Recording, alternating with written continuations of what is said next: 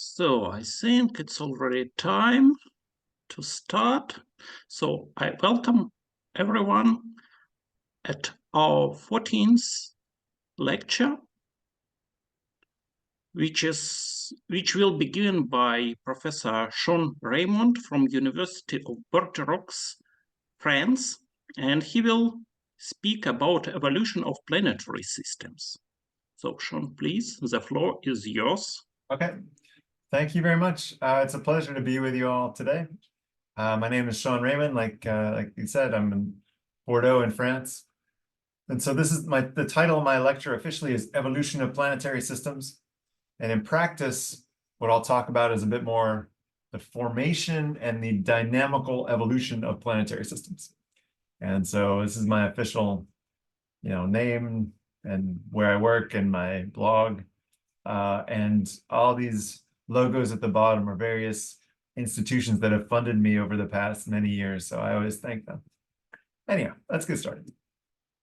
So planet formation, what does that mean anyway? Well, it's kind of the step in between what's on the top left there, which is, a protoplanetary disk, and what's on the bottom right, which is a system of planets.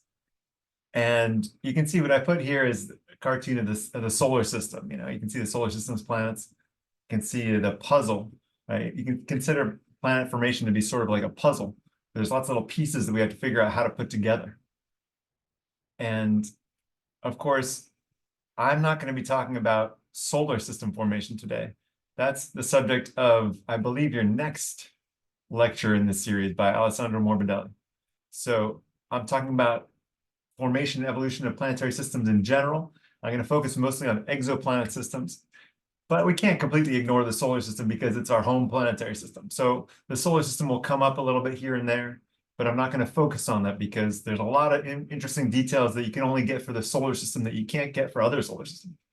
And so I'll stick to the more general case now. And Alessandro Morbidelli, like I said, will go in more detail, all sorts of detail on the solar system next time. So here's what I'm going to talk about, kind of three main points. The first one is just all the background that kind of goes into this. Basically, what do observations tell us about, planets?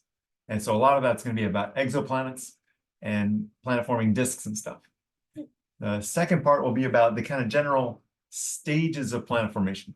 These are kind of, in some sense, the puzzle pieces. And then the third part will be assembling puzzle pieces to explain some of the populations of planets that we know of now. And like I said, I'm not going to go into the solar system. That's a whole very interesting part of the story. But for now, I'm just going to talk about exoplanet systems in general. I'm going to focus on two main categories of exoplanets where we know the most planets. Those are super Earths. I'll explain what I mean by that. You probably heard that already last time in Laura Kreidberg's talk, because I know she talked about exoplanet atmospheres, and I assume she did some introduction to exoplanets. And then I'll talk about giant exoplanets as well. Okay. So let's jump right in. Observational constraints.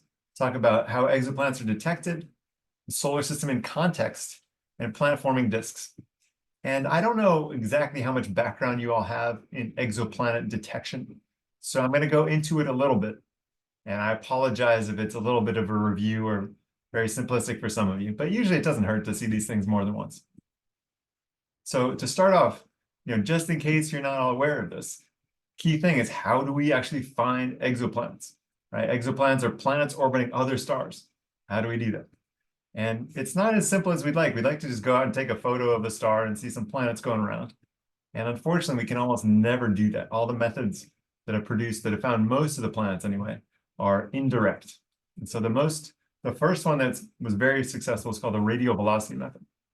And so it relies on the idea that as a planet orbits the star, in reality, it's orbiting a center of mass, and the star is also orbiting the center of mass. So the star is making its own little bitty orbit.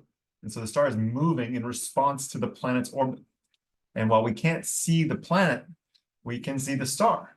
And so if we can see the star's movement, then we can infer the presence of the planet and its orbit. So in practice, what we actually look at are spectral lines in the light coming from the star. And we see those shift in response to the planet. And so basically when the star is moving away from us, because the planet's moving towards us, if the star's moving away, that means its spectral lines are slightly red shifted. They're pushed to the red. It's a slightly longer wavelengths. And the opposite being, if the star is approaching us because the planet's going a little bit away from us, then the spectral lines of the star are slightly shifted to the blue. And if you do this and you make measurements of the star every day or every week for a long period and see some sort of signal, that can be interpreted as the existence of a planet on a given orbit with a given mass. And the telescope that was kind of pioneer, one of a few telescopes that was a pioneer of this is the 3.6 meter telescope at ISO in Chile that had a spectroscope called HARPS that found a ton of new things over the past couple decades. I'll just go through kind of a few discoveries that I think are pretty cool, right? The first the first Jupiter-like planet, meaning gas giant planet, very close to its host star, was found in 1995 by Mayor and Caloz, and they won the Nobel Prize for it about 5 years ago now. That's obviously a big discovery there. Another big discovery, one of the first discoveries that came out, was that gas giant planets often don't have orbits like our own gas giants. So here's one example, HD 96167b, right? There's a bunch of these. They all have boring names that are just tag numbers, but you get the idea, right? Look at the orbit of this thing. This planet's orbit is super elongated. It's stretched out. It's what's called eccentric, right? And we can measure that in terms of, fitting it to an ellipse and assigning an eccentricity to it. And this will come back later. All right, so this is a big discovery. Giant planets often have eccentric orbits. The next method is called the transit method. And you definitely heard about this one from Laura Kreidberg last time. So I won't talk much about it, right? What do you do there? Basically stare at a bunch of stars. Around a few of those stars, a planet's orbit may pass right between basically our line of sight and the star. And that blocks a little bit of the light. And so if you look at enough stars for a long enough time, you can see these blips, and you can match up those blips to a planet going around every so often, every orbit, and figure out the orbits of those planets. And the depth of the blip tells you the size. So here you get the size and the orbital frequency of the planet. And the most successful by far exoplanet mission ever, in my opinion, is the Kepler Space Telescope. That was a NASA-led mission launched in 2009 that discovered a bazillion cool things. All right, so one key cool thing that it discovered was that this population of planets called super-Earths or mini-Neptunes, and I'll explain the difference between those in a sec, they exist around a lot of stars, at least a third, maybe half, maybe even more than half of all stars. The exact frequency is still kind of debated, but they're super abundant. They're all over the place. And so that's a pretty cool thing to discover. Those planets are basically the size of Earth or bigger, and they're interior to the orbit of Mercury. So they're very close to their stars. There's something that's very foreign to us because we don't have any in the solar system. Right? That's pretty cool. Then, of course, I always like showing this. And when I'm in a room with people, I ask people, well, how many of you have seen Star Wars? And I know you're all students. And usually there's some number of students who raise their hand, and everyone who doesn't raise their hand, I frown at, and I say, you should go to watch Star Wars. So anyhow, if you haven't watched Star Wars before, you should. So the cool thing there, as you saw, is Luke Skywalker goes out there, and in the sky, right, at sunset, instead of one sun, there's two.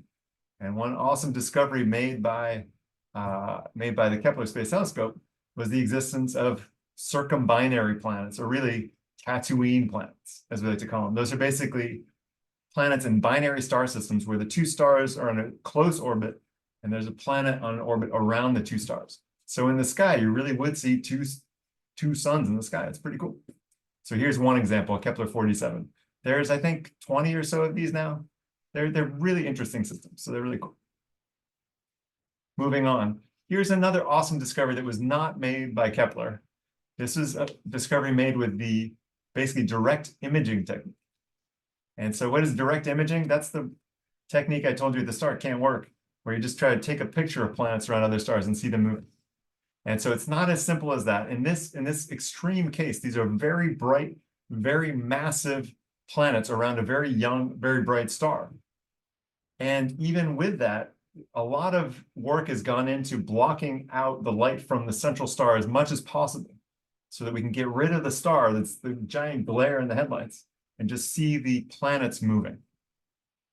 And so what you see here is this is a system with 4 different gas giant planets, each of which we think is between 5 and 10 times the mass of Jupiter. So these are gigantic gas giant planets. Size-wise, they're probably not bigger than Jupiter, but they're much more massive. And you can see them in this cool animation made by Jason Wang. You can see the orbits of those 4 planets moving in time. And one thing that's really cool is actually these 4 planets, they're quite far from their stars. They're kind of, the innermost one is about the orbital distance of Uranus from the sun, about 20 AU, if I remember right, 15, 20 AU. And all 4 planets are locked in a chain of orbital resonances. And we'll talk about resonances later. But what that means is basically that every time the innermost planet does 2 orbits, the next one out has done 1. And so if you do that for all 4, you get a chain of 8, 4, 2, 1. Every time the innermost one is on 8 orbits, the next one's on 4, the next one has on 2, the next one has on 1. So they're a chain of orbital resonances, kind of like the Galilean moons of Jupiter, which is pretty cool. And obviously, an even cooler system is one called the TRAPPIST-1 system that you've definitely heard about. 7, roughly Earth-mass planets, Earth-sized planets, orbiting a very, very puny star, detected with a transit technique. In this case, all 7 of them are actually in a resonant chain. Each pair of planets is in resonance. And we'll talk more about this system later, actually. Finally, I just wanted to mention really quickly that there's other techniques even beyond those 3 that I mentioned so far to detect exoplanets. So far, most exoplanets have been found with those ones, but there's more and more detections with other techniques, such as gravitational microlensing. And so what this cartoon is showing is basically the telescope is down at the bottom, looking at a very distant star. Usually they look at stars where there's a lot of stars to look at, like in the galactic center, where there's tons and tons of stars within a given field of view. And what the telescope sees is basically a planet and a star pass along, basically along the line of sight between our telescope and that distant star. And what that does is it can cause basically the star and planet in between can act as a gravitational lens and act to focus the light from that distant star and actually make it brighter. So we don't see the different images that you sort of see here. We actually measure as the brightness curve, that brightness curve on the top, the magnification curve. And so for a star, that curve is usually, takes a few weeks or a month. That's kind of the typical width of that curve. And for a planets being much less massive, that curve is much, much narrower. So it's only usually like a day or 2 wide. But by doing this, you can figure out the properties of the planets that pass in between us and those distant stars and learn something that way. It's pretty cool. All right, now let's go to some more detailed stuff about exoplanets. So some more quantities. Here's the number of planets that have been detected as a function of time. You can see the very first detections go back to the early 1990s. Most of the detections were made with this RED technique, the radial velocity technique. Then Kepler was launched in 2009. It really started taking off, and there was a humongous burst of transit discoveries.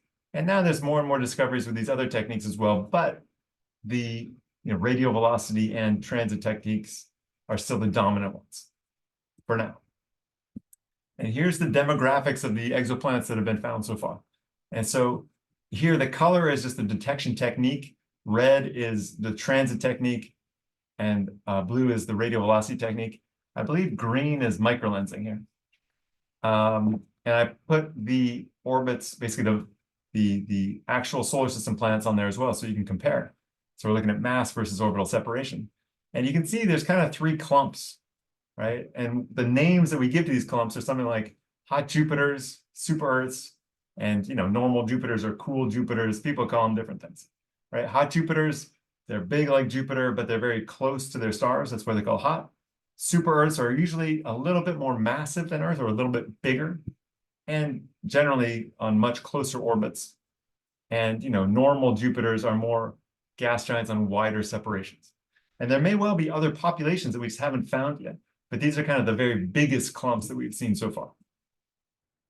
The size distribution among the exoplanets, especially among the super Earths, is actually very interesting. And it kind of highlights this distinction between super Earths and sub-Neptunes or mini-Neptunes. When you zoom in kind of on that realm of size, between the size of the Earth and the size of Neptune and Uranus, about 4 times Earth's size and radii. It was just shown about, a few years ago that there's a dip in there at about 1.8-ish Earth radii. And how this is being interpreted, and I'm not going to talk in depth about this, but it's a very interesting thing. It's generally thought that these lower, these smaller planets that are much more compact are rocky or rock-dominated super Earths. They may have water as well, but they don't have big puffy atmospheres anyway. And the larger ones are more like scaled down versions of Neptune. So you got kind of scaled up versions of Earth at smaller sizes and scaled down versions of Neptune at larger sizes, and there's some transition between the two. All right, so that's pretty cool. Another quantity that we can measure here is the orbital properties of these systems. And so I'm jumping in right away here, showing you the period ratio distribution. And so what does this mean anyway, right? So what is the period, right? That's the amount of time it takes a planet to go around a star. It's the year. All right, what's a period ratio? Well, that's the ratio between 2 periods. Well, here we're talking about 2 periods of planets that are neighboring planets in the same system, okay? So this is the distribution of those periods of neighboring planets in the same system, okay? And so, all right, so that's what these mean. And what you see is there's kind of like this distribution that sort of goes up and down a little bit. It's hard to know exactly what it's mean. What are these vertical lines here? 7 to 6, 6 to 5, 5 to 4, 4 to 3, and so on. What those are resonances. All right. So if a pair of planets lies right on one of those lines, that means, like, for example, take the 2-to-1 resonance here at a period ratio of 2, of course. Right. So at that period ratio of 2, that means the inner planet completes 2 orbits in exactly the amount of time it takes the outer planet to complete 1. Right. That's a resonance. Informally, those planets realign, and there's kind of an orbital alignment as well. But in simple terms, it's just the ratio of the periods. And so what you can see is there's a few planets that are clumped kind of right near some of these period ratios, but there's not a big concentration, at least, in any of the period ratios. Right? So that's interesting. This is all just information that we're getting. And later on, we're going to try to understand it. Right now, I'm just spewing information at you, okay? So this is just another bit of information to gather. Here's another piece of information. This is the radial distribution of planets. So where the planets are, basically how big their orbits are. And so the number on the y-axis, that's just how many there are. When we look at all of the exoplanets, that's this kind of above curve, the one on top. And the one that's filled in on the bottom is just for the giant planets, the ones that are more massive than Saturn or so. And so what you see is kind of the ones of all the planets, right, those are dominated by the super Earths because there's so many super Earths that we know of. And so a lot of them are pretty close in, within 0.1 astronomical units of their star. And then they kind of drop off further away. That's not a real drop off. That doesn't mean there's necessarily fewer planets out there. They're just harder and harder to find. Right? So maybe there's more and more super Earths out there. We don't know. It's hard to measure them. But for giant exoplanets, there's a real signal here, right? So there's a big peak in here at about 0.05 AU, then a drop, then a very low plateau there. And then it goes back up past about 1 AU. And then it goes down again. And going down very far out, maybe there's fewer out there, but they're also just harder to find. So it's hard to tell. Right? And so what we can tell is that there's a clump of hot Jupiters in here. These in-between ones are often called, between 0.1 and 1 AU, or sometimes called warm Jupiters. And there's not a lot of those. There's almost none, but not a lot. And then past 1 AU, there's a bunch more planets. And those are, sometimes we call them normal Jupiters, that kind of thing. Right? More information for you. Oh yeah, I put the labels on it. There you go. Sometimes I'll call those ones out there cool Jupiters or Jupiter analogs too. Here's another one that's interesting. I mentioned this in passing before. This is the orbital eccentricity distribution of giant planets. Okay, so only planets more massive in this case than about 30 Earth masses.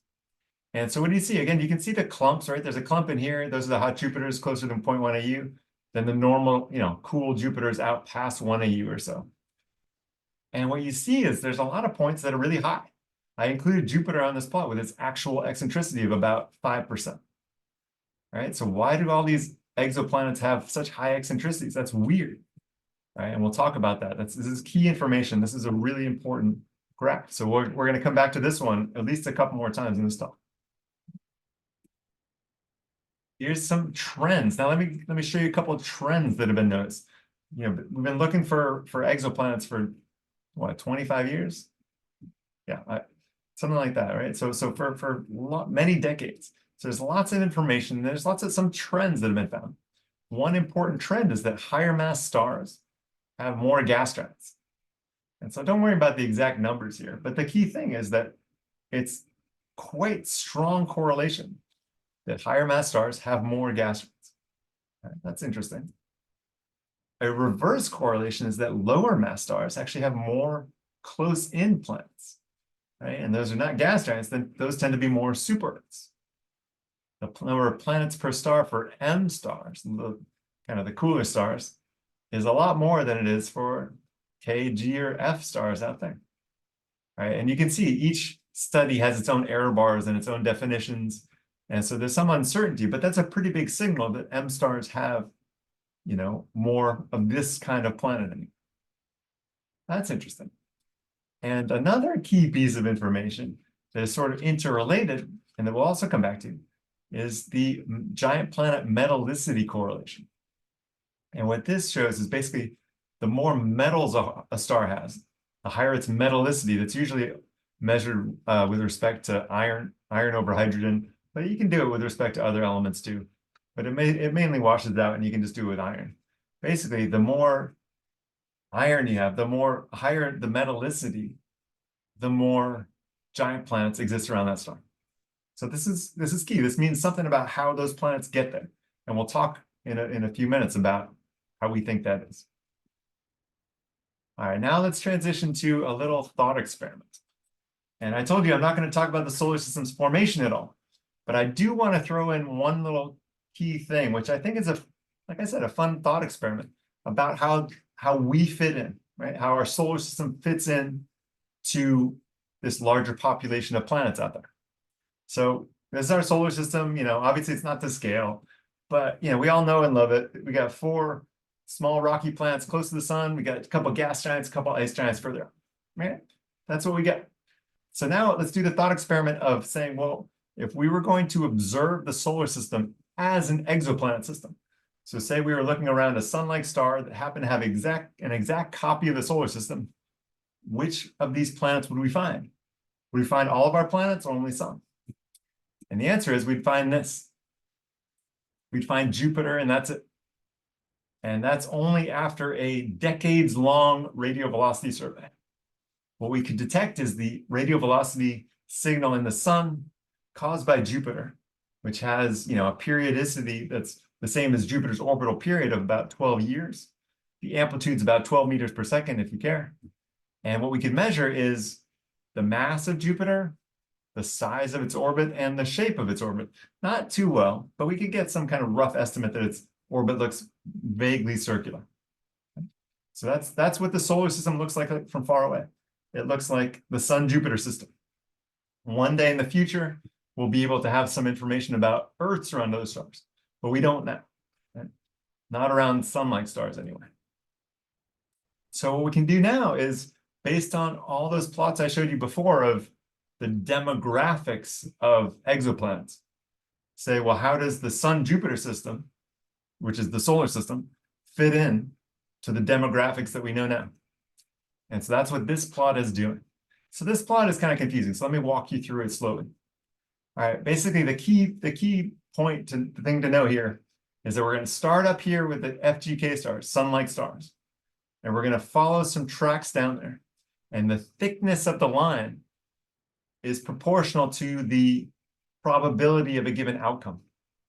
So starting up here by the sun, we're starting with 100% of sun-like stars. And we're just going to ask a couple questions. First question, does that sun-like star have a Jupiter mass or Jupiter size planet in orbit around it? Does it have a Jupiter? right? 90% of the time, the answer is no. So that goes down to the right. And so among those systems that don't have a Jupiter, what do they got? Well, a lot of them have no planets. That doesn't mean they don't really have any planets. We just haven't found any planets yet. A lot of them have super Earths or sub-Neptunes. Right? So those can exist there. Then there's about 10% of stars where, yes, they do have a Jupiter mass or Jupiter-like planet. So let's go down to the left here. Then we can ask the next question, which is, what fraction of those Jupiter-like planets, in terms of their mass or size, have Jupiter-like orbits? And so what do I mean by a Jupiter-like orbit? It's an orbit that's relatively wide and relatively circular. Right? So exactly how you slice it, you'll get a slightly different answer. But the answer is roughly 10%. Right? About 90% of those Jupiter-like planets have very different orbits than our own Jupiters. So that's going down to the left. Those are like the ones I showed you before. Those Jupiters can be hot Jupiters because they're very close to their stars. Sometimes they're very eccentric Jupiters. They're very stretched out orbits. So those are non-Jupiter-like orbits. But something like 10% of those Jupiters do have Jupiter-like orbits. So that's up here to the left, where you see a little cartoon of the solar system itself. So what does that tell us? Well, this simple experiment, kind of thought experiment, tells us that our solar system is unusual. It's not super unusual. It's unusual at about the 1% level, because only 10% of sun-like stars have Jupiters, and 10% of them have Jupiter-like orbits. And so what does that mean, right? We only have one planet that we can compare to, because the solar system only looks like the Sun-Jupiter system from a distance. But we're already in the 1% minority. So it's a good hint that the solar system is unusual. Exactly how unusual, we don't know yet. We need more information. But it's conclusive, right? The solar system is definitely in the minority. And exactly how small a minority remains to be seen. And the goal of kind of planet formation and evolution studies, like I'm going to talk to you about, is to transform, I guess I should go back, transform this kind of demographics map of what planets are where to a Y map, which is basically looking at the formation of these planets and trying to explain why there are certain branches, why certain ones ended up here versus there. And so instead of starting from a star, you start from a planet-forming disk around a young star, going through different phases of planetary growth, of disks sticking together to form pebbles, then forming planetesimals, then forming larger things, planetary embryos with big impacts and migration and this kind of stuff. And these are the kind of words that you'll hear me talk about for the next hour or so. All right. So yeah, this kind of thing, like I just said. And so now finally, let me just give you some constraints, observational constraints from studies of protoplanetary disks. So we have telescopes now that can look directly at the disks where planets are forming right now. And we think our solar system and other planetary systems all formed from such disks. So back in the day, these are disks seen with the Hubble Space Telescope long ago, back in this picture must be from the late 90s or early 2000s.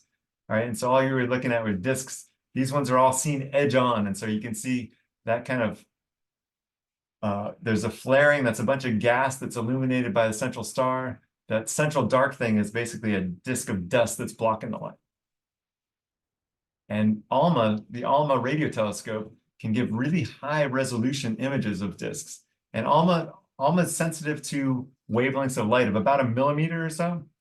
And so 1 millimeter is good. That's the size of dust that's growing to be planets. And so when we see these little rings that are brighter or darker, that's where there's more or less dust, in a disk around a star right now. So maybe that's where planets are forming or are about to form or already formed. We don't know.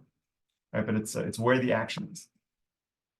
You can also measure the disk masses, like the total amount of mass within a disk. So here's a plot just showing the total amount of mass in gas and dust. Remember, these disks are 99% gas and 1% dust. So this is the total mass. So in Jupiter masses. So just for scale, Jupiter is about 1,000th of the mass of the sun. So 10 Jupiter masses here is about 1% of the mass of the sun.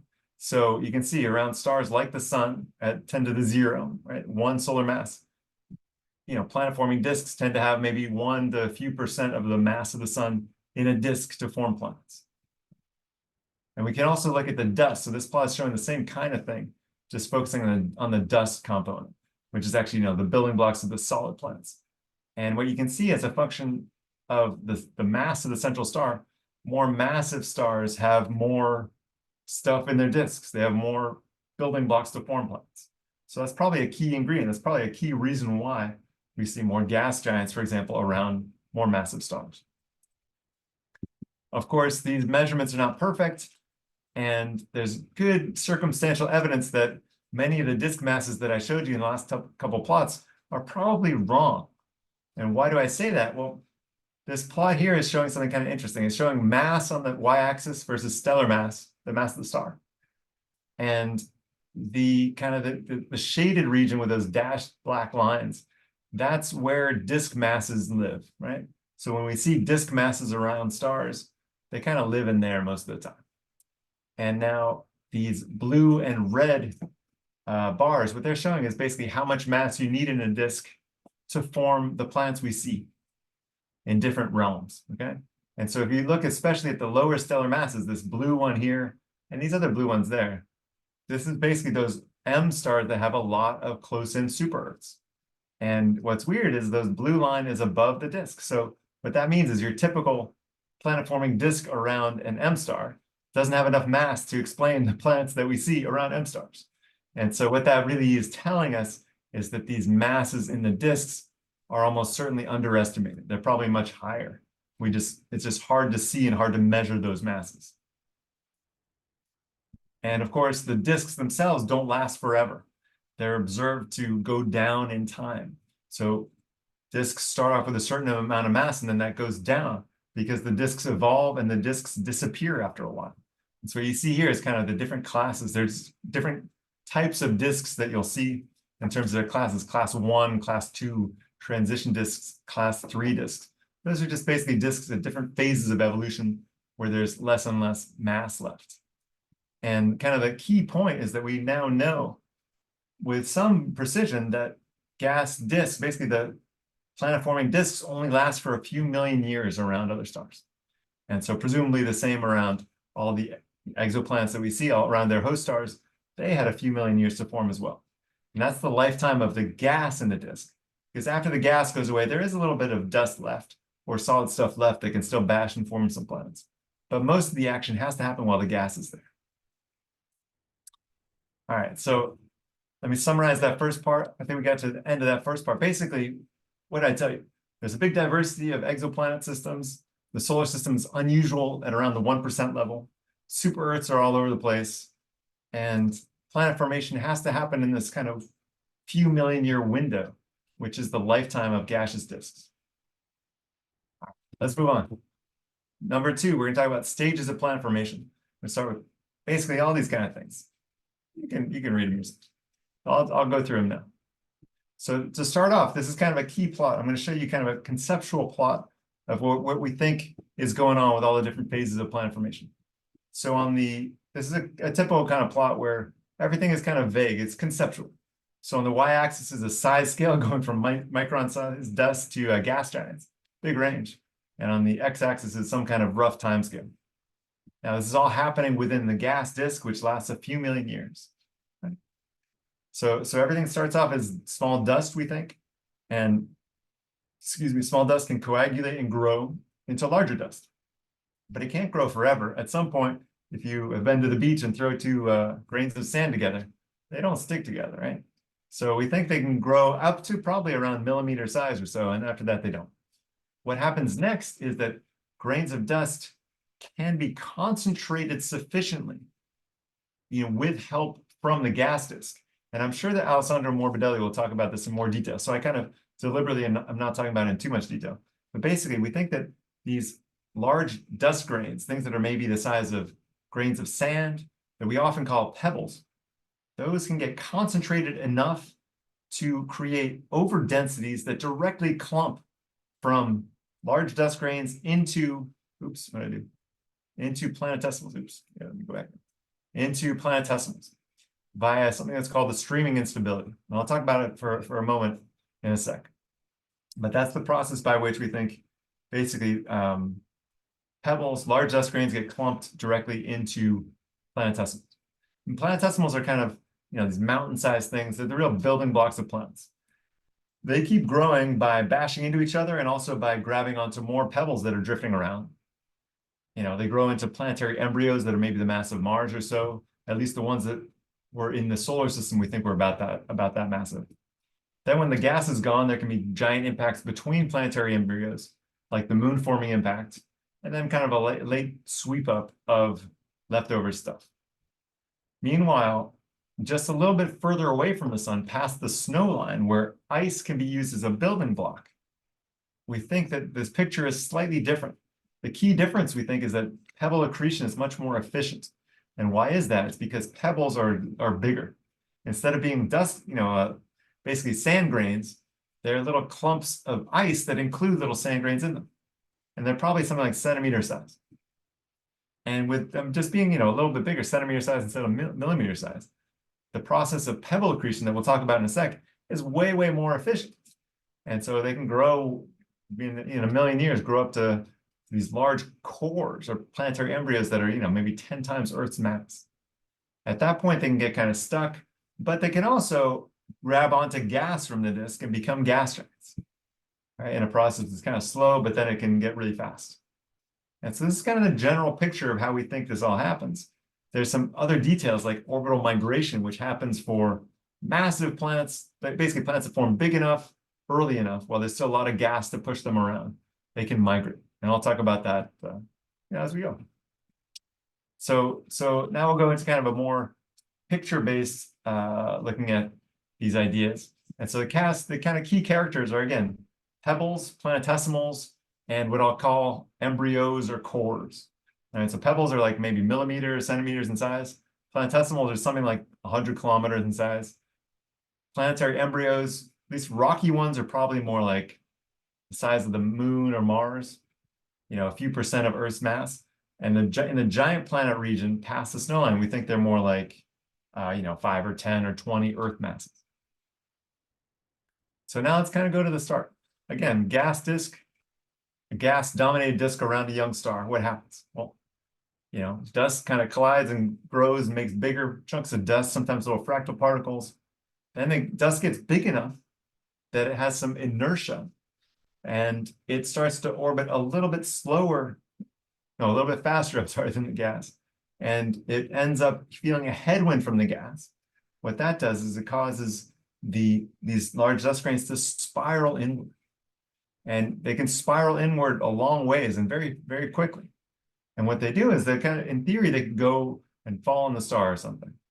But we don't think that happens. We think they instead get trapped in certain places where the pressure is such that it slows down their drifting. Sometimes these are called pressure bumps. And in those places, they can get concentrated enough to undergo what's called the streaming instability. And so this is an animation of the streaming instability in action, basically showing concentrations of these large dust particles, of these pebbles, that are getting more and more concentrated. And basically becoming concentrated enough that they're gravitationally bound, and that in time they'll gravitationally collapse into solid objects, into planetesimals. Okay? So that's how we think planetesimals form. Now, where do they form? This is a big debate right now. There's a lot of different models of this. So let me just show you two extreme views. The image on the right, what you're seeing is basically the mass in planetesimals that formed within a given model. A model that had a disk of gas and then stuck some dust in there and saw where it went, where it drifted to, and where it got concentrated enough to form planetesimals. And so in this model, they formed planetesimals all over the place, from very close to the star out to 1,000 AU. Right? This is a very extreme model. In this one on the left, there were specific places where there were pressure bumps in the disk. Right? Pressure bumps to gather this drifting dust, these drifting pebbles. And so those pressure bumps in this case were assumed to be associated with condensation fronts. That doesn't have to be the case, but this is just one example. And in this case, right, around 1 AU, there was a concentration that formed something like 2.5 Earth masses in rocky planetesimals. There was one, pressure bump. The reason that they're not all located in one spot is these pressure bumps move in time also. And so there's one kind of pressure bump that formed a ring of planetesimals out between about 5 and 10 AU, and another one that formed planetesimals out past 20 AU or so. And so this is kind of an appealing model, the one on the left, because if you squint enough, it looks sort of like the solar system with, a couple Earth masses and rocky things, a bunch of mass where Jupiter and Saturn are, where our most massive planets are, and then a little bit of mass out further where there's less massive planets. So maybe that works. But again, these are kind of preliminary models still. There's no agreement in the community of exactly where and when these planetesimals form, but things are kind of going in that direction to figure that out. The next phase of growth is planetesimals getting bigger. So how do they get bigger? They can either bash into each other, or they can grab onto pebbles that are still kind of drifting along, these large dust grains that form and just drift along through the disk. And so what you're seeing here is in cartoon form, a big planetesimal form, that's this black thing. And then there's some pebbles that it kind of plows through as it orbits. And check out this animation. It's a nice animation showing that because of gas drag, this is all happening within the gas disk, gas drag can make pebbles spiral on and fall down on this growing planetesimal much more efficiently than planetesimals that instead we get gravitationally slingshotted off. And so pebble accretion can be really efficient, can grow big objects really fast. And so, for example, what this plot shows here is the time it takes to grow a large core, right? So I mean, the size of Jupiter's core, grow up to 10 Earth masses and how long it takes. So the y-axis is how long it takes at different places. It's hard to grow a large core out of planetesimals because it's not very efficient. And so that's why this planetesimal curve goes up high pretty fast. And right, this goes up high to, taking at Jupiter's orbital distance, it takes 10 or 100 million years to grow a core the size of Jupiter's core. And that's too long because we already saw that the gas disks only last a few million years. And that's where Jupiter would have a source of gas. And so it's too slow. You'd never form a Jupiter if that was how they form. But pebble accretion, this black line at the bottom, can explain the growth of giant planet cores really fast, which is really appealing. And so pebble accretion is kind of the dominant model for how giant planet cores grow. Pebble accretion is interesting in that it works, but then it kind of shoots itself in the foot at one point. It self-limits. Basically, once a growing planetary embryo or core gets big enough, this is the core in this image, the core is right here at 1, right down there. Basically, when it gets big enough, it creates a spiral density wave that has a pressure bump associated with it, such that any pebbles, this yellow thing at the top is a pebble that's spiraling inward, it goes and gets trapped out there. It doesn't make it onto the planet anymore, or the growing core anymore. And so after a certain point, it's called pebble isolation. The growing core stops growing. That's the idea. Of course, this other mechanism of growth, planetesimal accretion, still happens. We think it's probably the dominant mode of growth in the rocky planet zone. And what that looks like is basically big planetesimals grow by eating small ones. And the bigger ones get bigger and they eat more small ones. And that keeps going. And what you're seeing in this figure on the right are snapshots in time from a simulation of the growth of planetary embryos from planetesimals, kind of in a sea of planetesimals. And you can see this wave of growth kind of slowly sweep outward. And you end up with planetary embryos that are maybe the mass of the moon or Mars or so. Once these large things start forming, other stuff starts happening, such as orbital migration. So what we're seeing in this animation is, let me pause it for a second, is basically what you're looking at here is a planet or a growing core embedded in the gas disk. And once a planet gets big enough, its gravity is strong enough to perturb the density in the disk. And what does that look like? It means, in practice, this means creating density perturbations such as spiral density waves. So orbital migration is very pretty because it makes these pretty pictures like this of like these cool density waves that are kind of hypnotic. But in practice, what does this mean? Basically, what happens is as this planet grows, it launches these spiral density waves. Those density waves then actually create torques on the planet's orbit. Those torques cause the planet's orbit to either shrink or grow. And so basically the planet itself ends up what's called migrating. And so this only happens for planets above a certain mass. And in this animation, what you're seeing is a planet whose mass is just kind of being grown artificially. And you can see how it creates, stronger and stronger density waves. And so I'll let it go again now here. And you can see, so now it's creating these stronger and stronger density waves. And above a certain mass, it gets so massive that it starts to actually clear out a gap in the disk, an annular, a ring-shaped gap in the disk. And that's basically Jupiter and Saturn probably did that and created gaps, but the other planets don't. Right? They're not massive enough.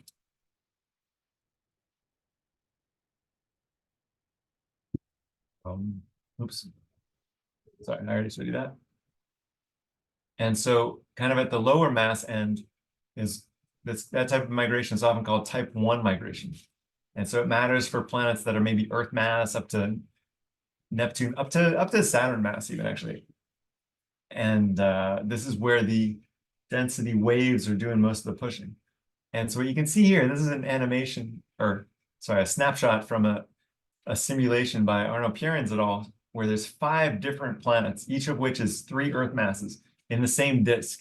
And they're interacting with each other gravitationally and with the gas disk at the same time. And so making all these cool density waves. And so, like I said, migration is really cool because you end up with these really pretty pictures. It's really nice. But it is hypnotic. Look at that thing. Okay. And all this is happening within the context of a gas disk, which is there's all sorts of complicated effects.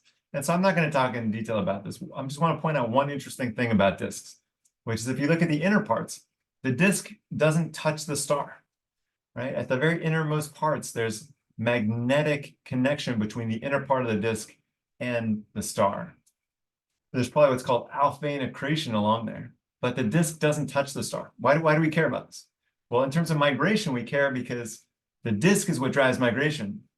And so migration actually stops at the inner edge of the disk. It doesn't dump planets onto the star. So if you had our cartoon Earth that's migrating in this disk, it would go inward and stop there. It doesn't fall on the star. Right? That'll come into play later. Now let's talk about the growth of these gas giants. So how do we think gas giants grow?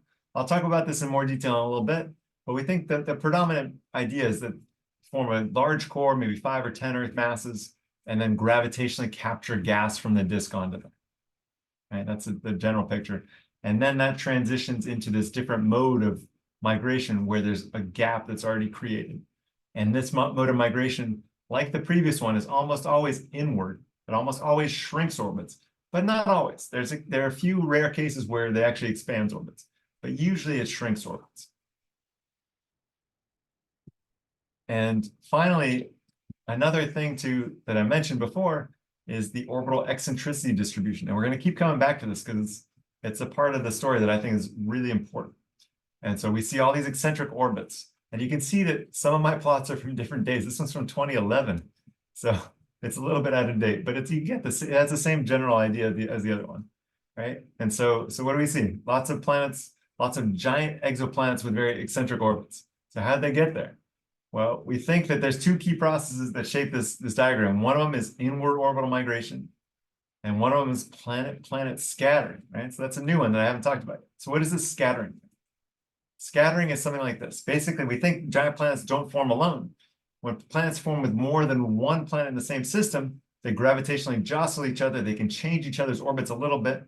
And if the orbits of 2 planets cross, they'll end up having a series of close gravitational encounters like you see here. And the outcome of that is not a collision. It's almost always for giant planets. The ejection of one or more planets, and the surviving planet tends to have a very stretched out orbit, a very eccentric orbit like what we see. So we think that this kind of process, these kind of dynamical instabilities or planet-planet scattering is very, very common, especially among giant planets. And this is a theme that'll come back. All right, let me move on. Kind of the last phases of the disk phase is when the disk evaporates. And we think it evaporates more or less from the inside out. There's kind of a long phase where the disk evolves slowly. Then in the second stage, a hole gets carved in the disk. The inner part almost, very, very quickly drains onto the star. And then there's a part where the kind of outer part of the disk slowly moves outward until the disk is completely gone.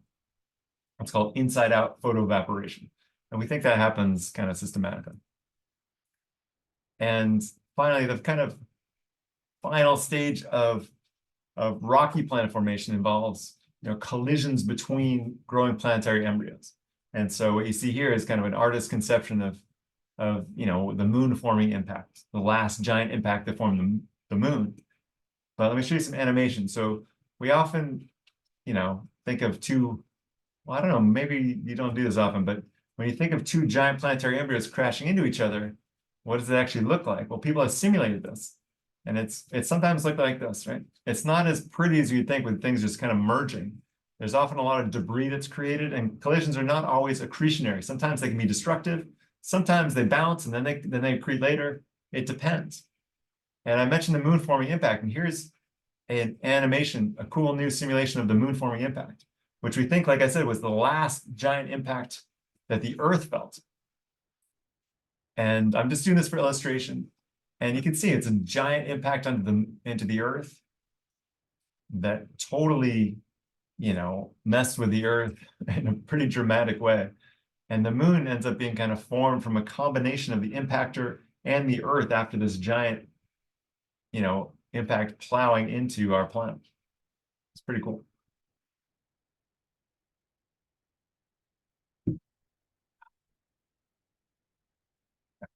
Anyway, I love this animation. It's really nice and pretty to watch. All right. So there we go. So that's kind of the end of the stages of planet formation part. Let me see. Now let me just this is where I thought we could take like a 5-minute break. So why don't we take a 5-minute break and we'll come back at 3:56, okay? In 5 minutes. All right, so we'll pause right there, back in 5 minutes. Sound good? Right.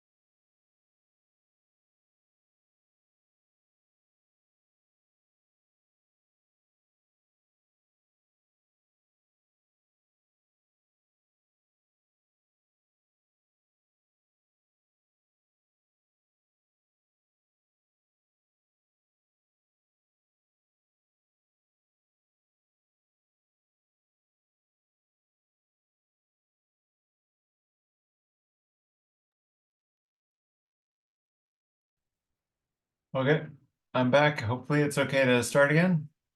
Everyone okay if I get started again? I'll take that as a yes. All right, so now let me move on. I've talked about kind of the observational constraints and the general kind of puzzle pieces of planet formation. And so now let's put them together.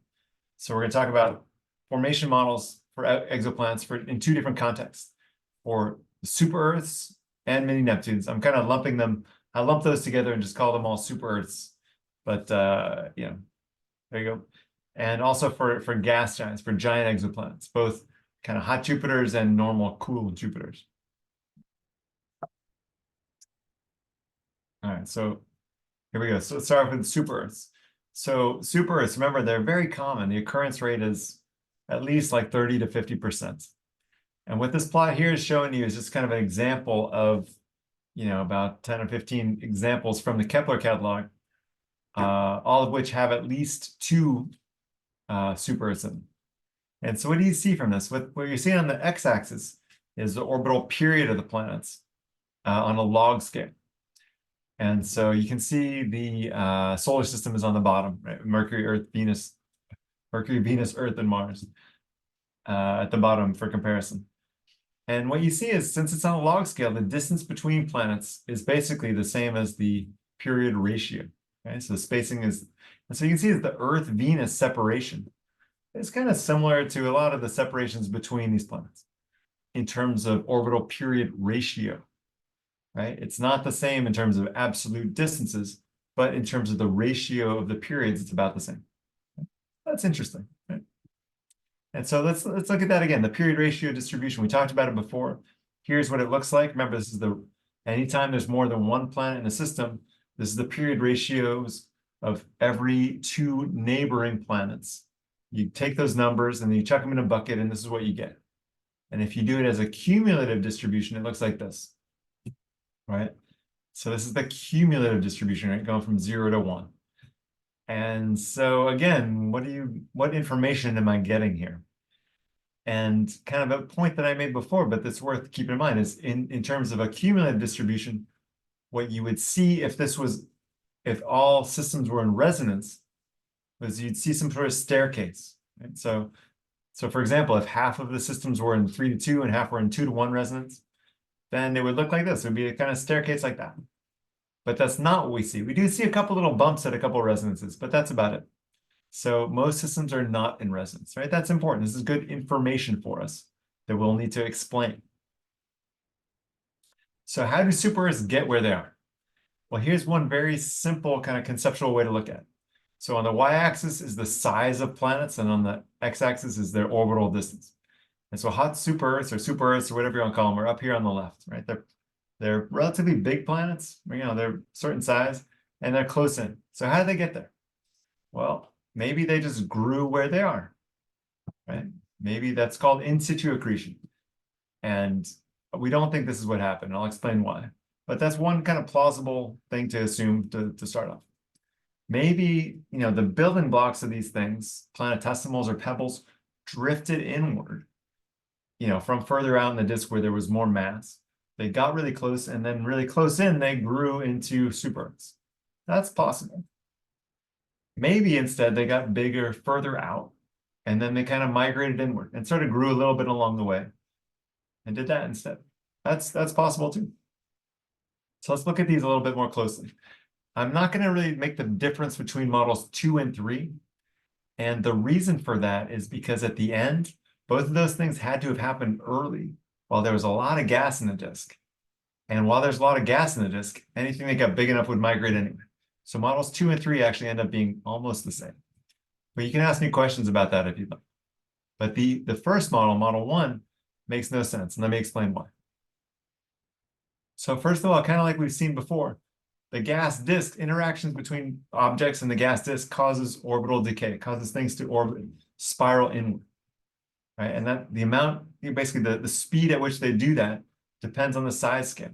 And so it's something like this, illustrated in a very simple way.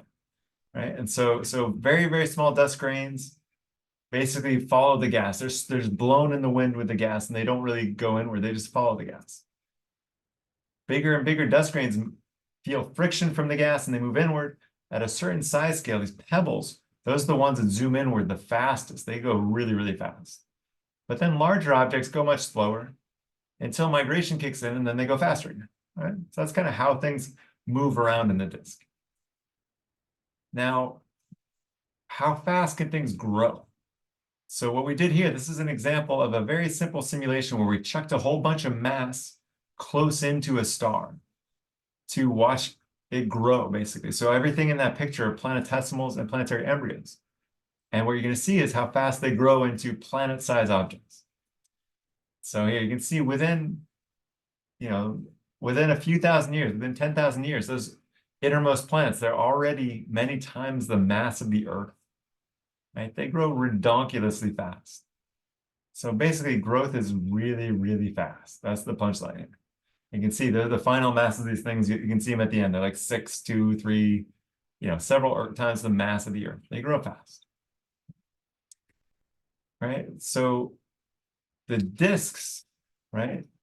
Gas disks, like we saw before, they dissipate on a time scale of a few million years. Right?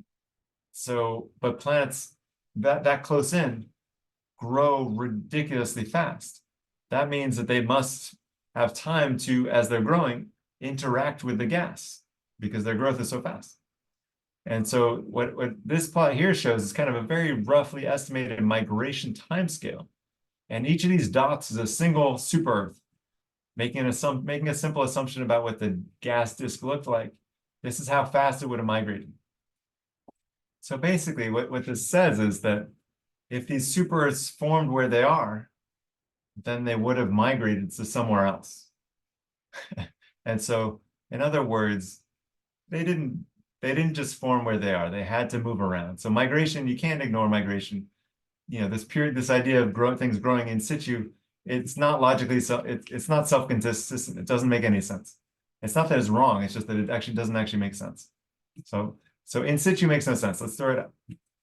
Now let's go towards the migration model. And we're going to just very simply put the pieces together from what I was showing you before.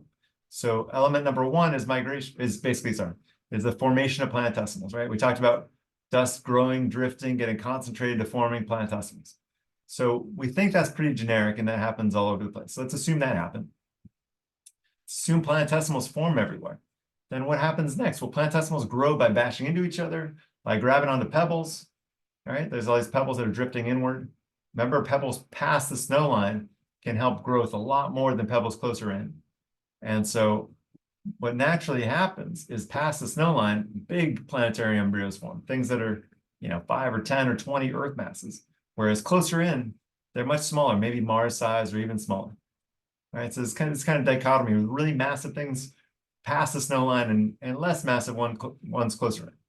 Right, that's hard to avoid. It seems to just kind of naturally happen that way. But so what happens next is migration is going to kick in, and we already talked about what migration does. Just a quick reminder, right? It'll matter first for those big cores that form further out. And the last kind of ingredient that we need in our puzzle is that migration is not going to dump a bunch of stuff onto the star. It'll get trapped at the inner edge of the disk, like we already talked about. Okay? So put all together, let's see what happens if we put all these ingredients together. And I'm showing you this in cartoon mode just because it's a little bit easier to follow. But this is the basis of a whole bunch of numerical studies and simulations and stuff. Right? So you can ask questions about that if you'd like. So starting from this population of planetary embryos that are kind of small close in, much bigger further out, that are growing by grabbing onto pebbles and planetesimals and feeling the effects of the gas disk. But what happens naturally is something like this.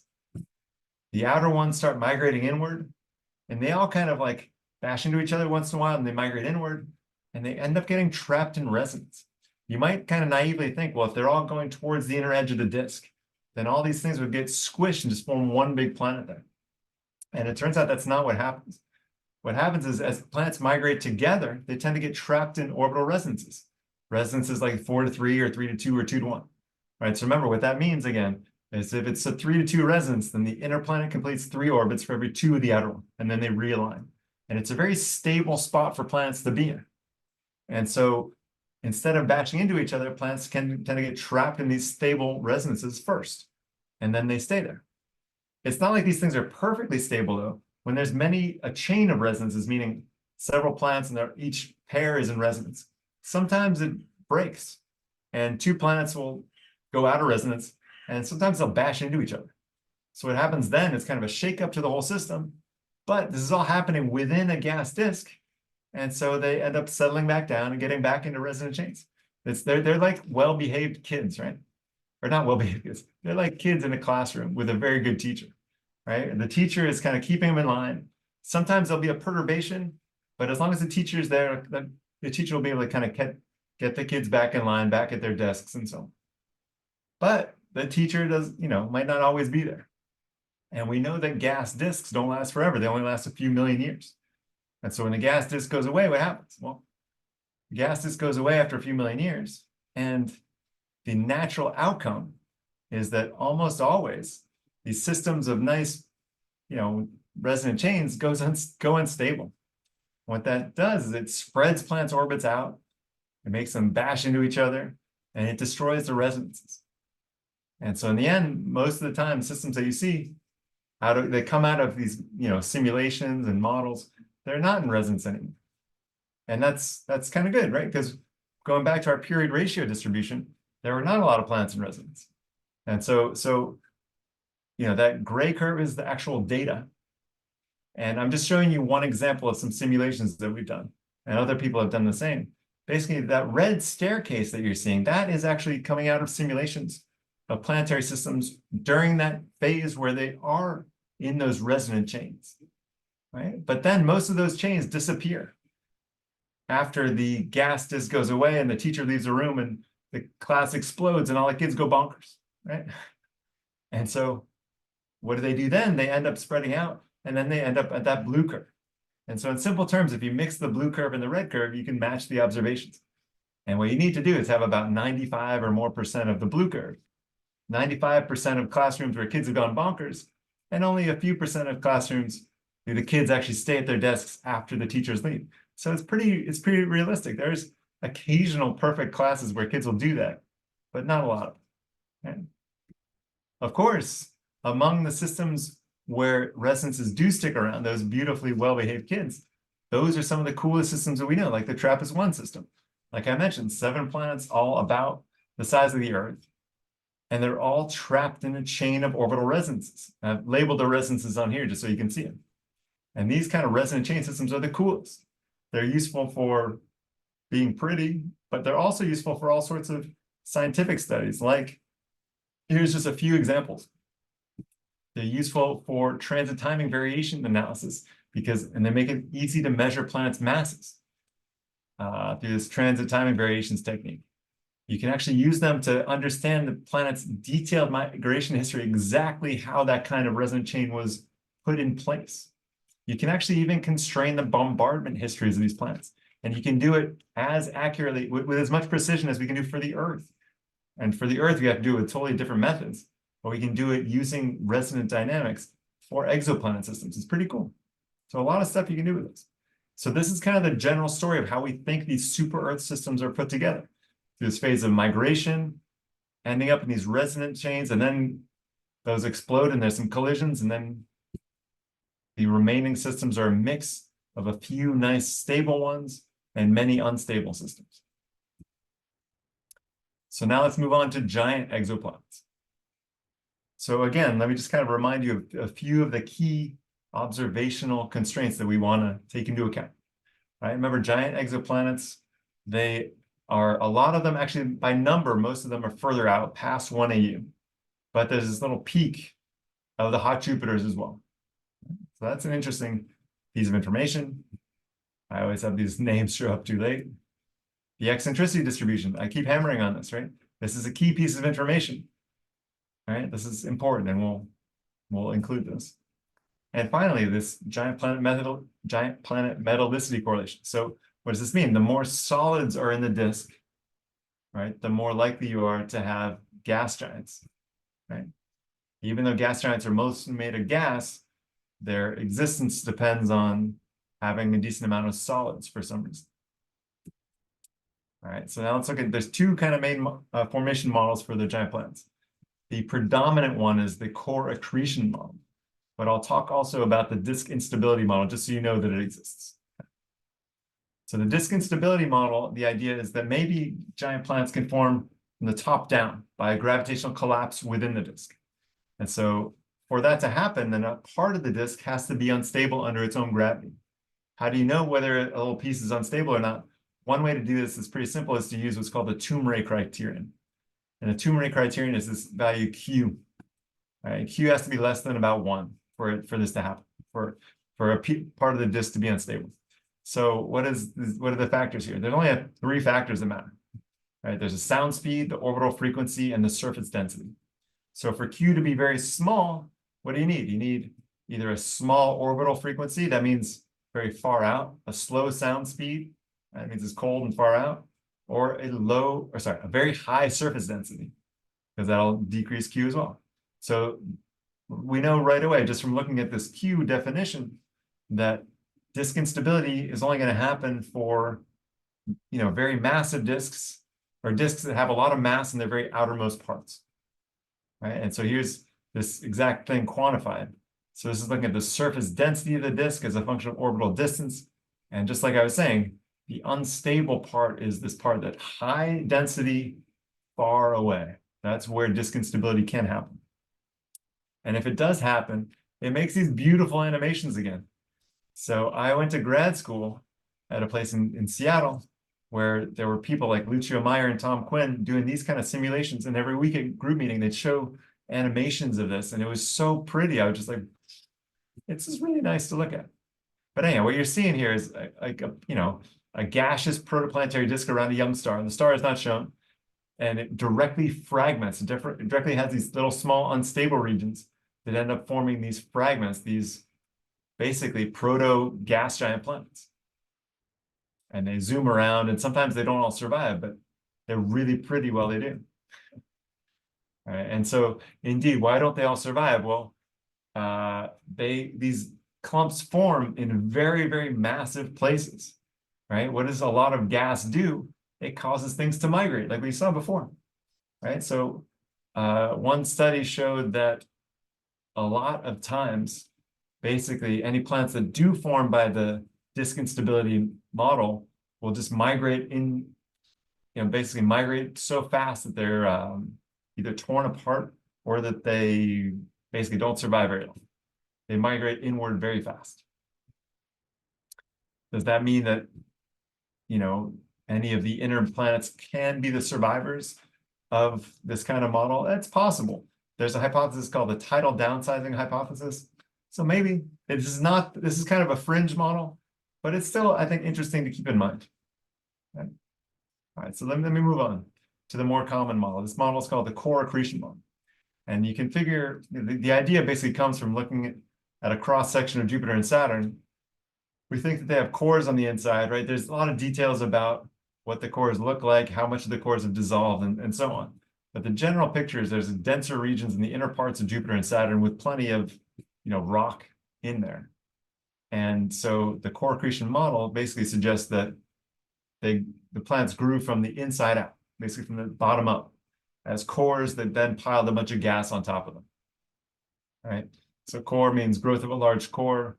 Accretion is the grabbing onto the gas from the disk. And I think that we should really include migration in the picture, because that's a central part of this also. So I think it should really be called the core migration accretion model.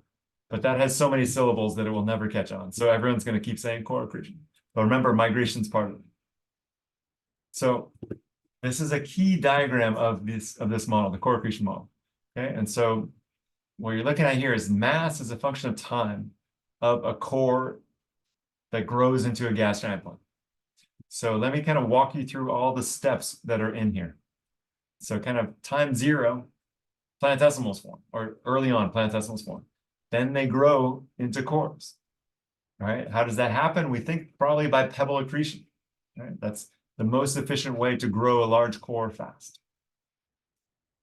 Then pebble accretion only grows so far, though, because like I said, pebble accretion stops itself by creating that pressure bump exterior to its orbit that blocks the inward flow of pebbles.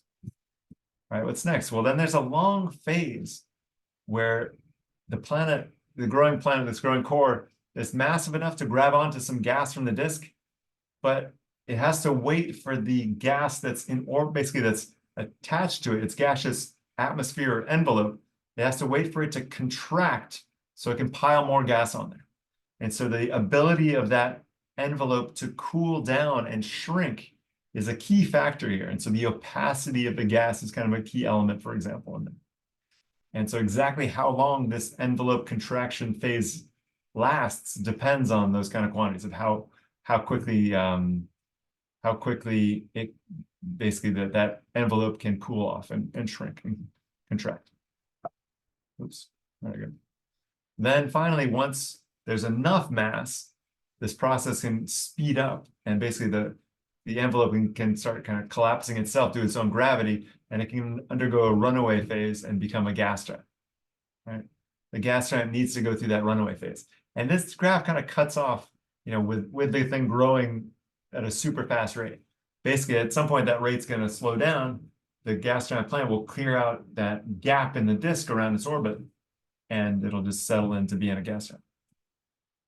And in terms of migration can happen during this whole process from the time that the core is just, maybe 5 or 10 Earth masses all the way to the end of the gas disk phase. So migration has to be playing a role here too. So here's some nice kind of illustration of that. This is a plot showing the mass of different planets as a function of distance. And here you're showing, basically what you're seeing is growth tracks of different planets. And the dots represent time between snapshots. So these are not kind of growing in the same disk at the same time. They're just kind of illustrations of how this can work. And so what you can see is, this guy here, this starts off just past, around Jupiter's orbit. This core grows a bit by pebble accretion. Then it grabs onto some gas. It starts migrating inward, right? To the left is inward. And it grabs onto more gas and it keeps going up to the left. And it ends up as a hot Jupiter, right? This other one that ends up on an orbit similar to Jupiter's, right? At about 5 AU, it starts at 15 AU and goes inward. What's interesting is basically in this model, there's so much inward migration that seems unavoidable that any core that starts inside about 10 AU ends up as a hot Jupiter, which is weird because why?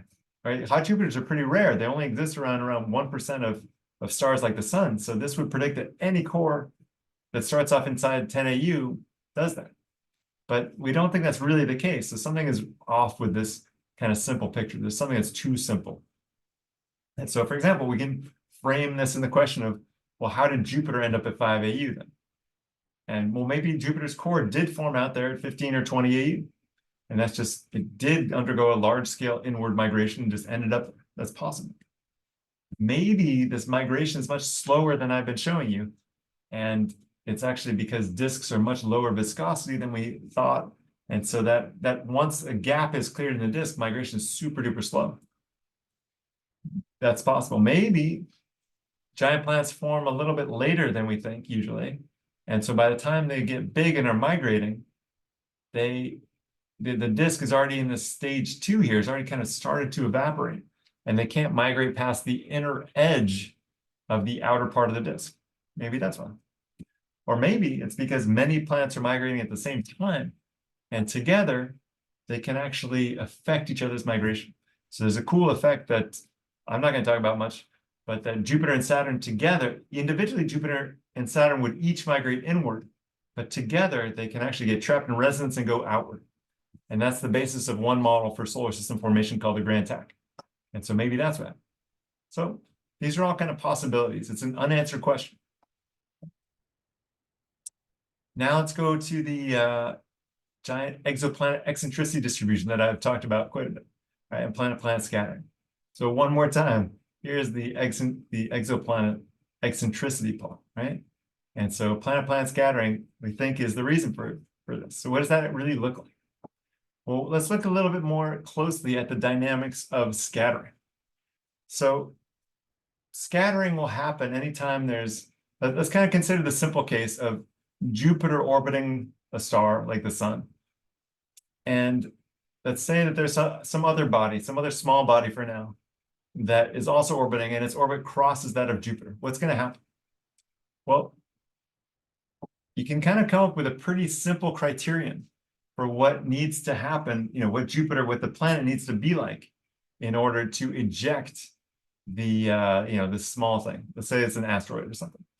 And what needs to be the case is that the escape speed from the planet's surface has to be at least as big or larger than the escape speed from the star, from the system, at that distance, right? And so you can think of that in a simple way, right? If you can give, basically the biggest gravitational kick that a planet can give is its escape speed. That's the gravitational acceleration it can impart on something else. And so if that acceleration is enough to basically give that planet, free it from the system, then it can be ejected, right? And one way to quantify this with numbers is with what's called the Safronov number. And this kind of is a simple way to discriminate between if two orbits cross, if the orbits of two planets cross, is that going to lead to a collision eventually or to scattering and one of them being ejected? You can figure that out, and it'll be true most of the time with the Safronov number. So what the Safronov number is really simple. It's the ratio of the escape speed from a planet's surface to the escape speed from the system at that orbital distance, right? So if you do this in the math, right, the escape speed is the square root of gm over r, right? We square the thing so that we can get rid of the square roots. And then it looks like this, right? This top part of the equation is the simple part of how you define the Safronov number. And the bottom part is framing it in terms of a Jupiter mass object at Jupiter's orbital distance of about 5 AU. And so this value theta squared, the Safronov number squared technically, for a Jupiter mass thing at 5 AU, it's about 10. Right? And so being above 1, that means that scattering is favored over accretion. For the Earth, I don't have the number off the top of my head, but it's less than 1. And so if Earth crosses the path of another Earth or of an asteroid, it generally leads to collision and not scattering. So, like I said kind of already, when the Safronov number is bigger than 1, this typically happens for very high mass or distant planets, right? Just from the scalings there, as you can see. Then scattering dominates. When Safronov number is less than 1, that's generally the case for lower mass planets or close-in planets, then it generally leads to collisions or accretion. And there's pretty good circumstantial evidence that the Safronov number thing matters, right? If you look at the eccentricities of giant exoplanets, they correlate with the Safronov number, which is interesting, right? So here on the x-axis, this is the Safronov number, and the sin I factor comes from the radial velocity detection technique. And this is the eccentricity. So you can see the eccentricities of the planets past 1 are much higher on average than below 1. Okay? So that's good circumstantial evidence anyway. And again, I'll show you this movie again because it's an awesome movie. And just, so you get the feeling of the whole planet-planet scatter thing, what's really going on when the orbits of planets cross, right? The idea is you have this exchange of orbital energy, which in practice is acceleration from the gravity of each body, and it can lead to the ejection of one. And the survivors tend to have these stretched out orbits, which are kind of like scars from these violent events. Right? And so why do we like this model so much? Well, it's pretty, and it actually matches things super easily. So here's a plot that I made many years ago now. And what I did is I threw 3 planets, 3 gas giants around a star at a time. And I ran the simulation until the giant planets went unstable, chucked one out usually, and then looked at the survivors, right? And basically looked at the surviving planets. That's the gray, it's the black line here, and compared it with the observations. And without messing with any parameters, without tweaking anything, I chose masses of planets that matched the masses of the observed exoplanets. And boom, you do this process and it matches the observed eccentricity distribution for free. So it seems like this process happens all the time. In order to fit this distribution, all you need is that the vast majority, probably something like 90%-ish, of all giant planet systems go unstable. And what we see is the survivors of those instabilities. Right? And what that means is that a lot of planets get ejected to this is a little complicated, so I'll skip this one. Basically, a lot of planets get ejected, as you saw. And what's cool about that is these days we're actually finding a lot of free-floating planets.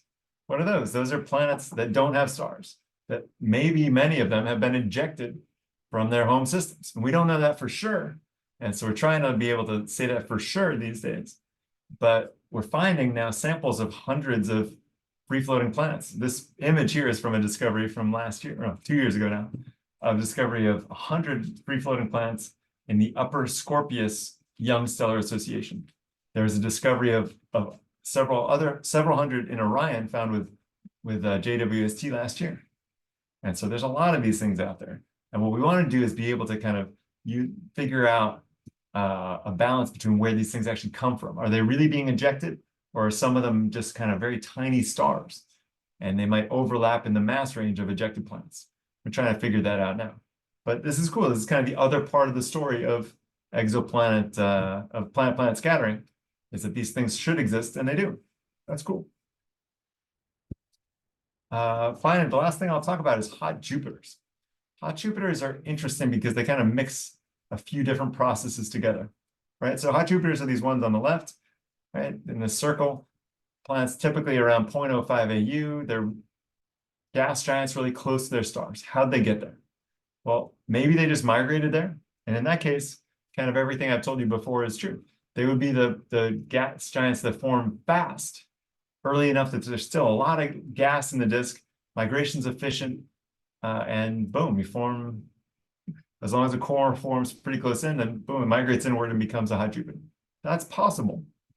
Another possibility is that they form in a different way, through planet-planet scattering to very eccentric orbits. And then very eccentric orbits that don't get scattered out too quickly end up going really close to their host stars. And there can be a phase of tidal dissipation through interactions between the planets and their stars. And that can lead to basically shrinking orbits and making them more circular again and turning them into hot Jupiters.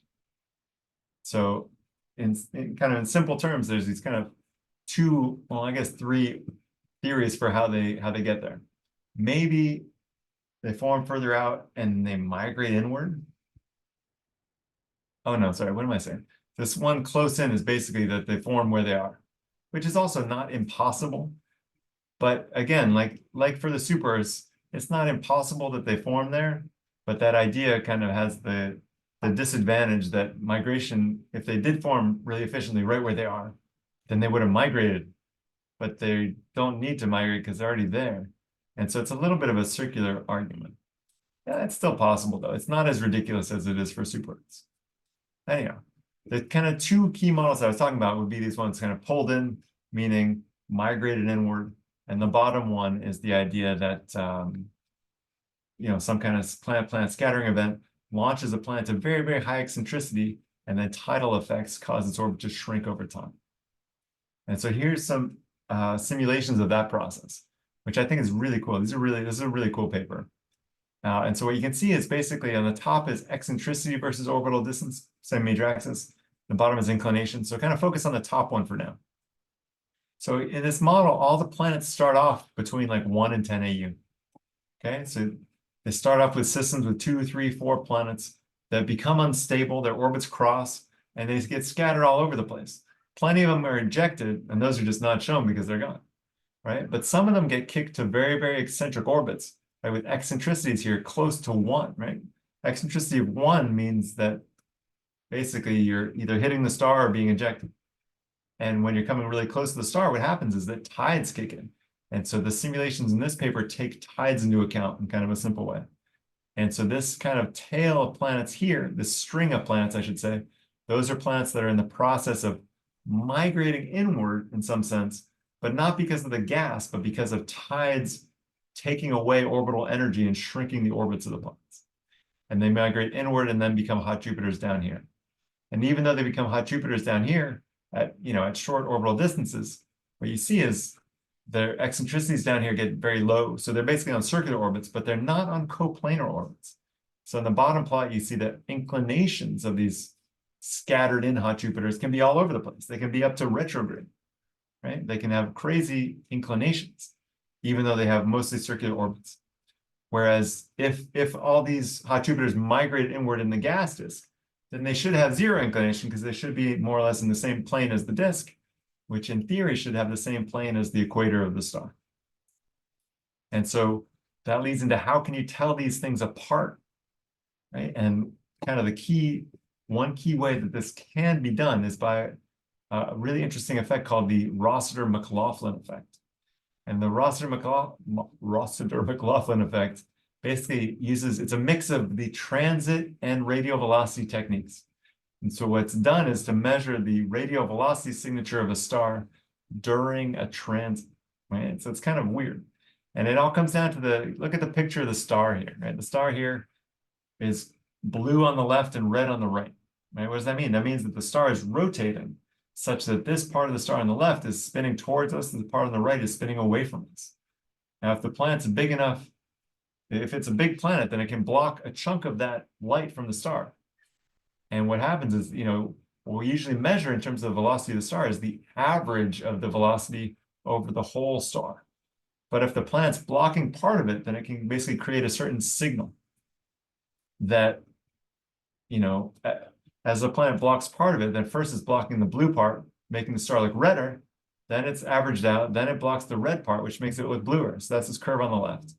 And there can be all sorts of different signals that come from different geometries of the star's passage relative to the spin of the star.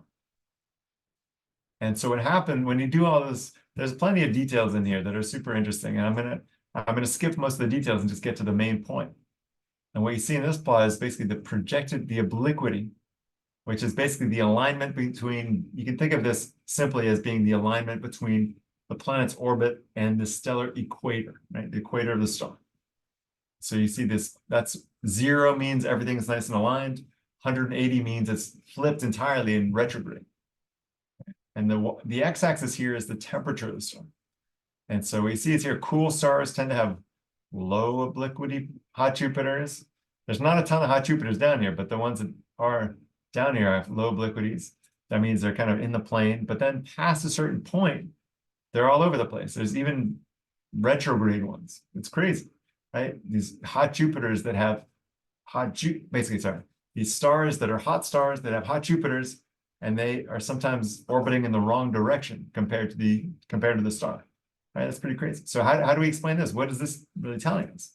Well, you can actually explain that whole plot as all of the hot Jupiters having started off with big obliquities or a big scatter in obliquities, but then tides very slowly bringing them back. So tides are actually much more efficient at realigning the spins of planets' orbits relative to the stellar rotation for low mass stars. So the fact, going back to this one, these ones on the left, we don't know for sure, right? Did these start off having migrated inward and these planets always stayed nicely in the plane? Or did they get kicked to very high inclinations and then get realigned? Right? It's still kind of up for debate. It seems like there's got to be a contribution from planets that are scattered and then tidally realigned, but exactly the balance between the two is still debated. But those are still the kind of two predominant models. So I'm just about done. I just want to kind of summarize the kind of key processes that went into the formation of these two different populations of planets, the super Earths and the giant exoplanets. So for super Earths, planetesimals have to form, embryos have to grow probably by pebble accretion or planetesimal accretion. The migration has to happen, and things have to go unstable. In this case, leading to collisions because the Safronov number is low. Among giant planets, planetesimals have to form, cores have to grow. I can call them embryos to make it exactly the same, but same deal, right? Cores grow, migration happens, and there's dynamical instability that leads to, this time, ejection and eccentric orbits because the Safronov number is high. So what's kind of cool there is they're pretty much the same. It's just what's the switch that determines the difference between super Earths and giant exoplanets? It's really just this Safronov number switch, right? So for low mass planets or planets that are close into the star, well, they tend to do the yellow thing. When there's instabilities, they collide. When They're high mass planets or planets that are further away, they tend to go unstable and eject things. But it's still kind of the same general process. So these processes seem pretty general, and they can explain a lot of stuff, right? They can't explain everything, but they can explain a lot. So it feels like we're on the right track. We have a lot of pieces of the puzzle. Not every piece, but a lot of them. There's still plenty of uncertainties, of course. There's uncertainties that are pretty fundamental, to be honest, relating, about the underlying structure of protoplanetary disks, for example, about exactly when and where planetesimals form, about the predominance of pebble versus planetesimal accretion. That one I don't really talk about. People debate that a lot more for the solar system. But it might be important sometimes. There's the influence of external perturbations, and there's actually a lot more. There's plenty of other uncertainties as well that I didn't list. Here's a list of a few additional resources. There's a great book by Phil Armitage called Astrophysics of Planet Formation. I had a big review paper that's like 100 pages long with your speaker of next time, Alessandro Morbidelli, that's up for grabs. You can get it on archive. There's a series of videos that the two of us made together, also called the Mojo videos, that are just kind of simple explanations of a few key concepts. There's a bunch of chapters of a book called Protostars and Planets 7 that explain a whole bunch of different stuff related to planet formation and stuff. I have a blog called planetplanet.net that you're welcome to check out as well. And, oops, I'll stop there. And I think I'm done there.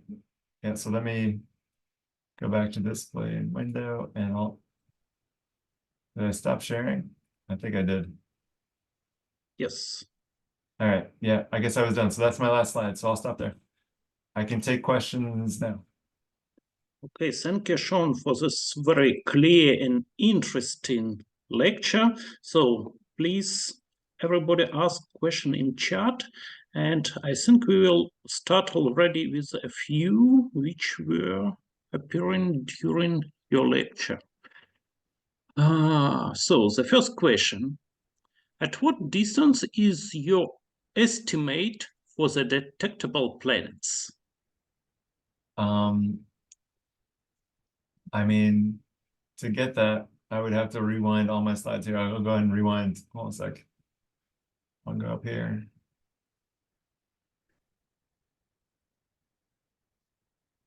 No, sorry, this is kind of clunky that I'm unsharing and then resharing. All right, so if you look at kind of a simple graph like this is obviously not perfectly up to date, but I'm just using this as an illustration. You can see that, the detection limits are not strictly in distance. They're, in different planes and kind of the mass or size and orbital separation planes. And so, in terms of planets like Venus and Earth, we're still quite a ways away from finding those, right? We're able to find planets of that size or mass, that are 10 times closer to their stars, but not out at where they are around the sun. And so the constraints I was giving are basically for sun-like stars. We have a lot more information around M stars because there, the habitable zone is much closer in. And so in theory, planets that have the same temperature, at least from their star, as Earth, are within our reach. We can actually detect them and have some good numbers on them now. But in terms of, planets like Earth around stars like the sun, there's no good numbers yet. Okay, thank you. So the next question is, based on the ALMA observation, are there any planet formation image found that suggest very elliptical orbits? This would be an indication that there are some hot Jupiter with eccentric orbits. Also, how many star-forming regions need to be observed to likely find such a hot Jupiter? Okay, so to start off, the disks seen in ALMA are generally pretty circular.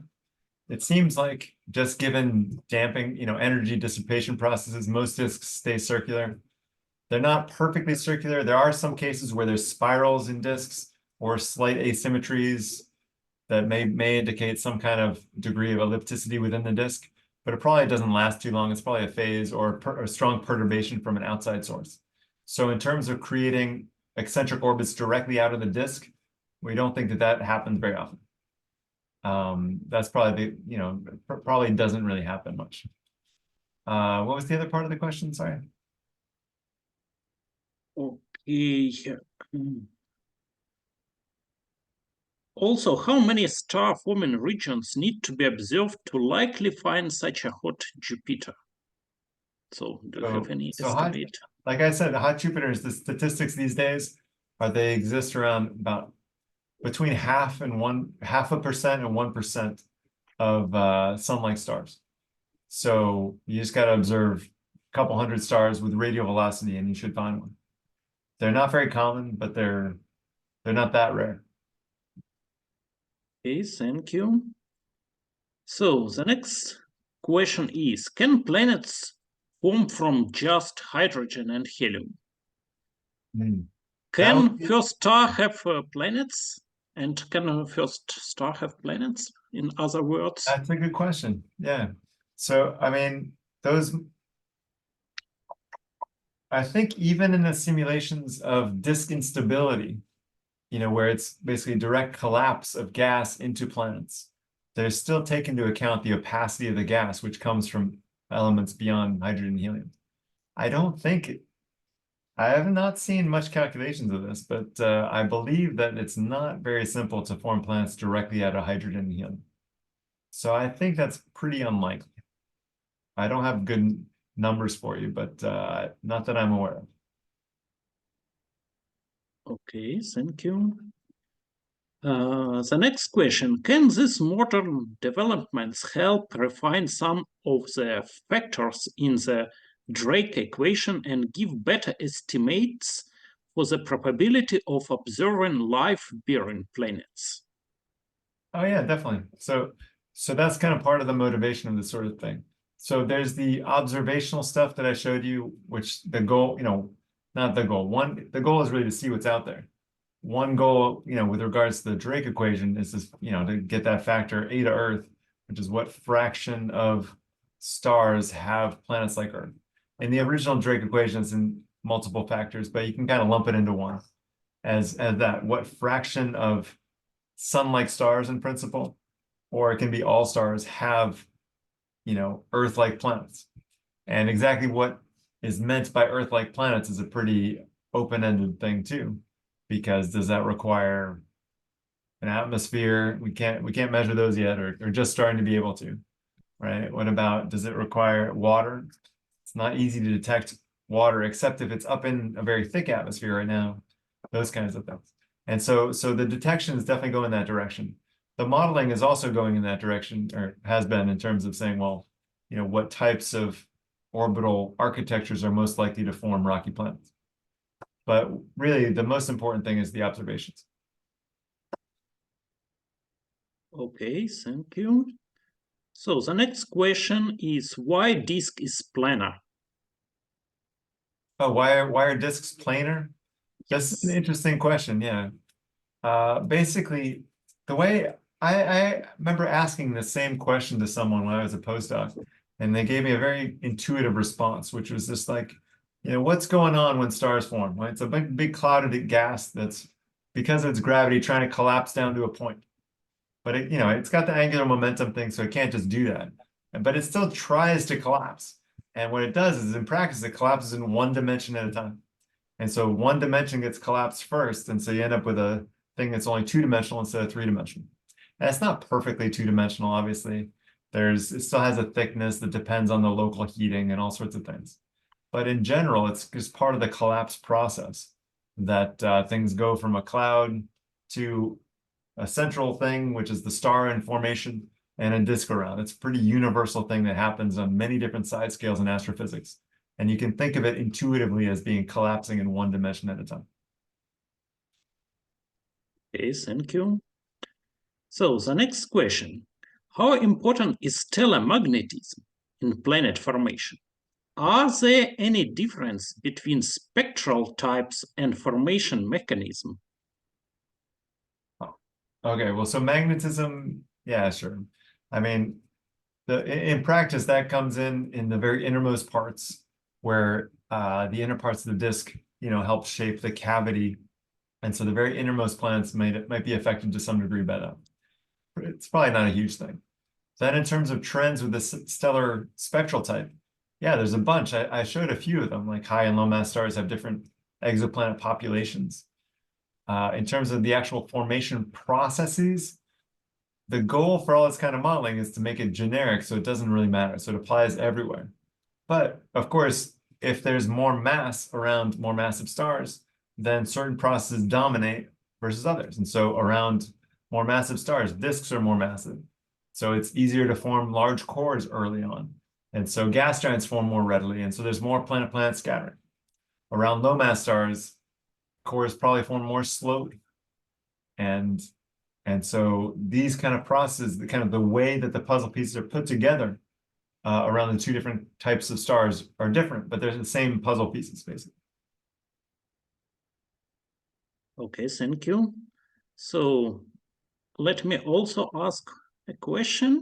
So because you mentioned that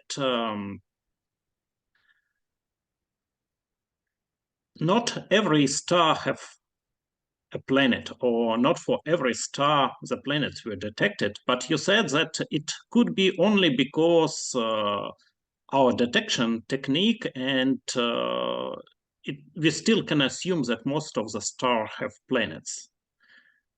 Yeah. But I mean, I could understand, this if we are talking about the transient method, because we need a planet to go through our line of sight towards the star. But if we apply the spectroscopy technique, and if any massive planet would be in this stellar system, then I would expect we should detect them.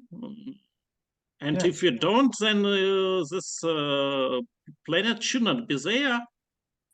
Yeah. Or I understand something wrong. Yeah, of course. If there's a gas giant around a star with a close enough orbit, unless it's, basically face on, there's some kind of window where as long as it's not very close to face on and its orbit is short enough, then with the radial velocity technique, you would expect to see something. Yeah, sure. But gas giants only exist around 10% of sun-like stars, so most of the time that's not what we're worried about. So there's tons of parameter space where planets can be there and not exist.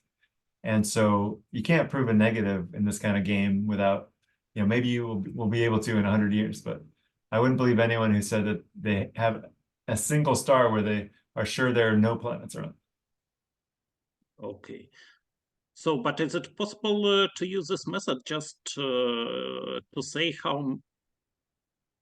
how many stars have planets, just to quantify it somehow? Oh yeah, of course. That's where all those occurrence rates come from. They come from Okay. applying basically what part of parameter space could we have found planets in our sample, and doing it all together and doing a big statistical analysis of everything they found and didn't find at the same time. That's where all the occurrence rates come from. And the exactly their detection techniques and biases are different for each technique, each group, each telescope. And they are very good these days about taking all that stuff into account. Okay, thank you. So we have another question here in chat. So inner planets are rocky and outer planets are gaseous. Is it for all solar system? Oh, sorry, I should have. So yeah, so let me go back. Sorry. Well, I guess for the solar system, like I said, right? The inner planets are rocky, the outer planets are gas dominated. But for other systems like, let me go to a main plot here, like this one, right? No, of course that's not the case, right? So hot Jupiters are gaseous, they're very close in. Super Earths, like I said, are divided into kind of two categories. There's really super Earths and there's sub-Neptunes. So the slightly larger ones, the sub-Neptunes, they're gaseous in some sense. The normal Jupiters are gaseous. And so there's, even though we would like to have a nice simple trend where everything close in is rocky, everything further out is gaseous, it's not the case. There are even some systems where there's inner gaseous planets than more distant, not gaseous planets. So Okay. Yeah. Thank you. So I also had a question about dust grain growth. So you said at some size they stop to grow by accretion. Is it based on some experimental result, or Oh yeah. Yes, how that's a do good you know question. this? So yeah, so there's a I skipped over dust grain growth in a few sentences, but it's a whole field of study. There's a lot of people who study this basically in the coagulation community. And so there's people who do experiments, laboratory experiments of bashing things together in all sorts of different ways with different materials, different speeds, all sorts of different assumptions. There's people who also model this or simulate it. And so I'm just, skimming the surface of this. There's a Yeah, lot sure. more in there. And so if you're interested, I recommend looking into it. There's a lot. It's basically called, coagulation. Uh, there's lots of review papers. What's a good review paper? Bloom and Worm. So BLUM and Worm, WURM.